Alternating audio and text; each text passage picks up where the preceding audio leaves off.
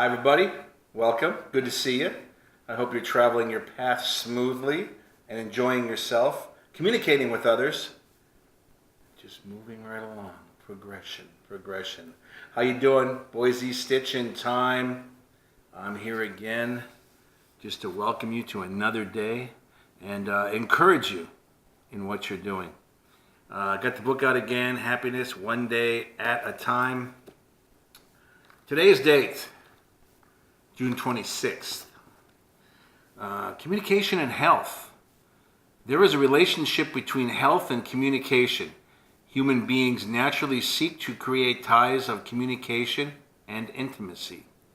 But when, for whatever reason, human beings withdraw into themselves and stop communicating, they begin to lose their vitality and their health begins to deteriorate. Today I seek to establish ties of communication with others, and in this way I work at maintaining my health. Kind of a double-edged sword. The example that comes quickly to mind for me is when I was first locked up in a treatment, court-ordered, and I didn't want to talk to anyone at first. And then slowly I started talking in the group, leading the pack in a way that I would just open up. I'm going to communicate with everybody, and just went for it, just pushed it. But that was a brave step, and that was like a flying leap, and I thought I'm just going to jump right into this thing. Some people kind of put their toe in the water and then just kind of ease their way in. I'm a bit of a cannonballer. I think I've always been in life. Matter of fact, a quick story. One time we were down in Memphis during Elvis week, and at Elvis's original home in Audubon Drive, they had a pool party, and they had a group of Elvis fans that had rented out the place for the day, and we were invited. And I was invited to go swim in Elvis's pool, which I did. But I didn't dip my toe in. I didn't check the water. I just checked which end was the deep end and just cannonballed my way in. So I guess I kind of do that in life. But it's that's not necessarily the right way or the wrong way. You may want to ease yourself into it. But communication, what they're saying is when you cut off outside source, it's like cutting off a light and the plant within you dies, slowly withers. Another good example is I was at home for a long period of time in between jobs, and I started another job, and it was just me as an Uber driver, and I was riding around and just meeting different people in the city, which was fantastic, but I didn't have this group that I was hanging around with and working with anymore, and I was kind of cut off from communication. And I stopped walking every day. I stopped exercising.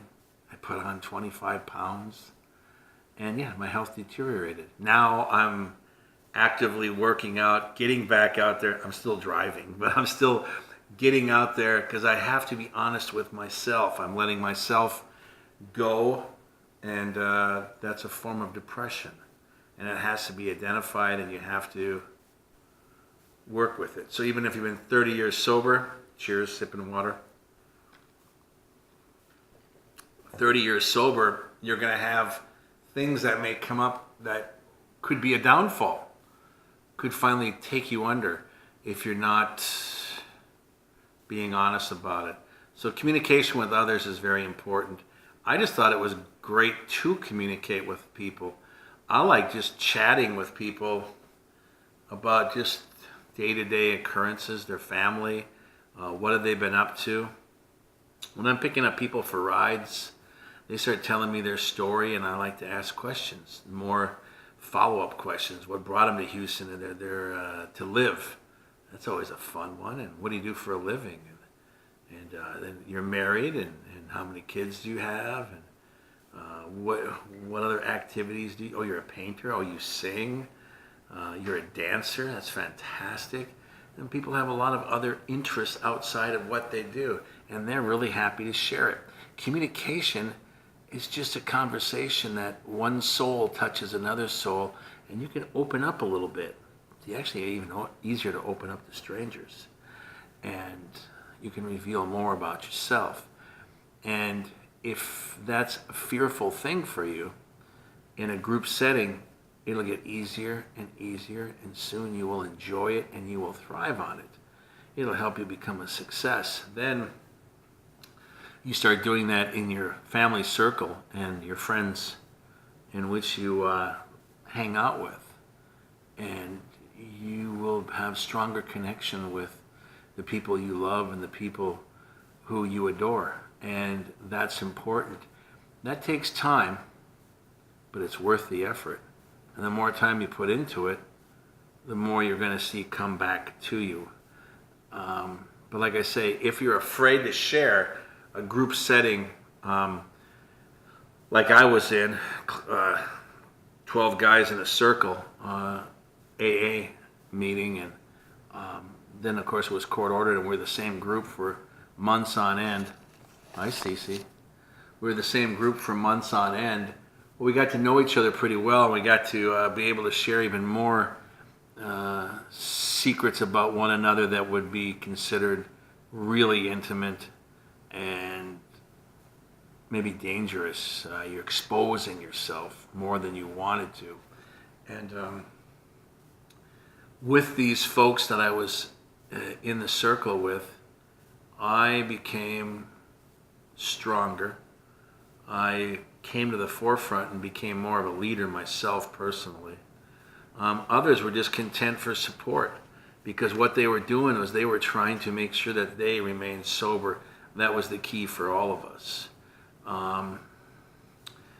Just some people just get in line and work as a team. Not everybody's a quarterback, not everybody's a running back, not everybody's a wide receiver. Someone's got to be the center and the tackle, and it's just the way it is. And some of us have to be the water boy too. I'm the water boy today. It's important, communication, when you reach out to people. Your health, you can say you're actually doing it for yourself, even though you're connecting with other people. Doing it for yourself so that you can feel more content, more on a progressive level, that you are moving up and moving forward and moving beyond what you left behind. You want to feel the movement forward. I've got some other friends that are in different types of treatment, and sometimes that fails for them. And the next thing, they want to get into a lockup, and they want a medical facility, and they want to just like strip themselves down and go right back into the beginning. And if that's the way you feel, then perhaps you should. I would think that if you do it one too many times, it's going to develop a pattern and a merry-go-round. You never ever progress. You just go so far, and then you go back into a intensive care lockup and try it all over again. And you get out, and you're working hard and doing what you need to, and then all it takes is a couple of weeks of not even trying, and pretty soon you're using again. This is a daily thing. It's just like if you're required to take an ibuprofen or an aspirin so you don't have a heart attack every day. Every day means every day. Every day doesn't mean whenever I feel like it. So when you're communicating every day, you need to have something you can take home with yourself, to yourself, and say, this is what I did. I reached out to my sister and told her that I felt bad about many of the things I did. I may have stolen money from her for drugs. I may have used her car, wrecked her car. I'm willing to make amends. I need to make things better, and I need to fix myself, and I need you to encourage me to do this. And you're communicating with someone. Remember, you're doing a verbal contract too. It doesn't mean like 6 months later you can say, screw this, and go back to it. And then come back again and go, I know, I messed up this time. But if you really work with me, I'll try. And you bargain with family members or counselors, and you actually just, you're actually the same bargaining you use within yourself. You're just using someone else as a surrogate for the inner voice in you. You're not going anywhere. You're in circles. You're completely in circles. You need to make sure that you take feedback from other people who are in the same situation as you are. If you are having a difficult time, it's good to look on the internet. It's good to look at other people and talk about things or see what they're talking about. I'm basically on many of the episodes so far, I'm just covering communication. Communication to me is a very, very, very important form, because open communication also means you're going to be receptive to feedback. That's the most difficult for us addicts and drug users and drunks to listen to. It's the hardest thing, because when someone says something to you and you react, keep in mind they are a mirror reflecting back to you. You're only reacting to what you are, not to what they said, because what they said was true. And you might perceive it as being hurtful. That's just an excuse to lash out. Still true.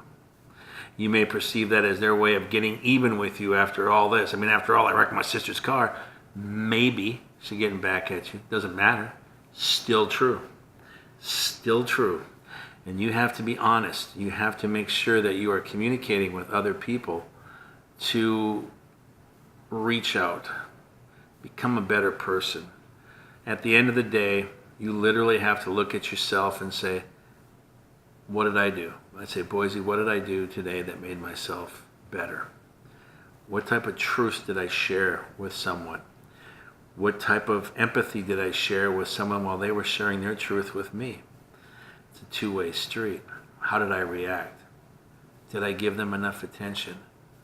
Did I give them enough praise to make them feel better, to move on to the next day and progress? Does that help me? Yes, it does. I feel worthwhile. I've actually helped somebody. These things, you're not out there building bridges in a day, and you're not a firefighter running into a building and saving a baby from out of its crib from a burning building. Those are heroes, cops and firefighters. But you're a hero too, because you're going down a path that most do not go down. Many are afraid. Some don't even need to, because they don't have the Achilles heel of addiction.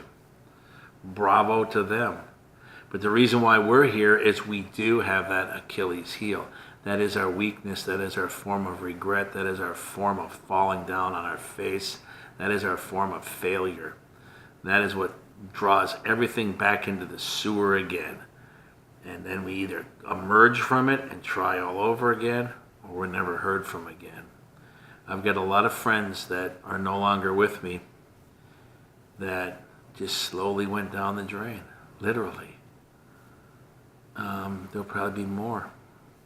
I see younger people now when I talk with them, and I see that they're in their 20s and they are just in the same accelerated rate that I was at. I quit using when I was 27.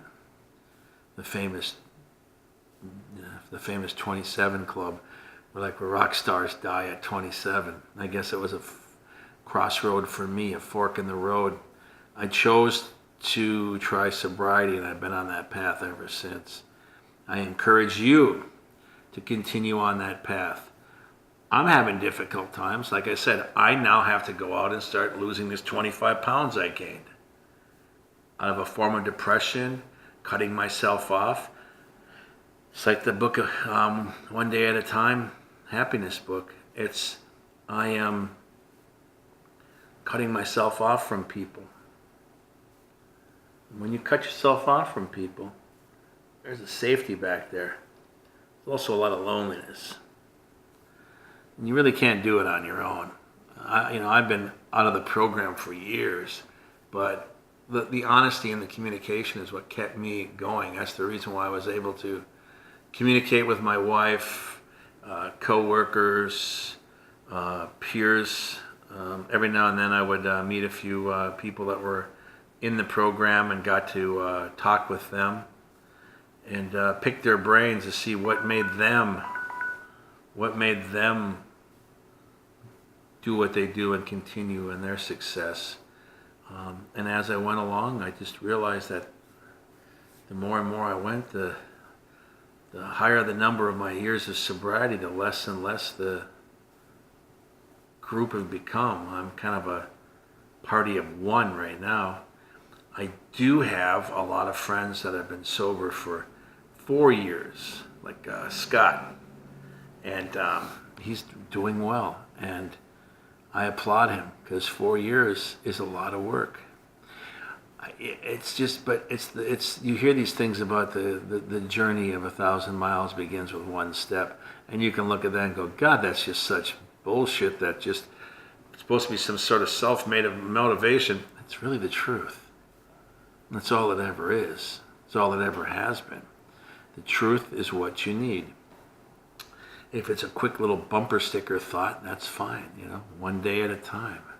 24 hours at a time. If I can get through 1 day at a time, I'm not going to focus on tomorrow. Whatever it takes for you to maintain that day. And don't give up. Don't give up, because you start all over again or it's game over. The only two choices you get. But on that note, I want to thank you for coming into our little porthole, and I welcome you again for the next episode. Do yourself a favor. Really, truly, go out there and communicate with another person. You'll be glad you did. You'll feel so much better. It'll only help your sobriety. It'll only ease your soul. Your soul, what needs to be saved. That's all you have inside of you. You have to make sure you keep that soul of yours strong, happy. Communication, trust. These are things that are very important. So is the truth. And that's the honest truth. Thank you for joining us. I will see you another time with Stitch in Time. I truly, truly appreciate you stopping in. Peace and love. Peace and love.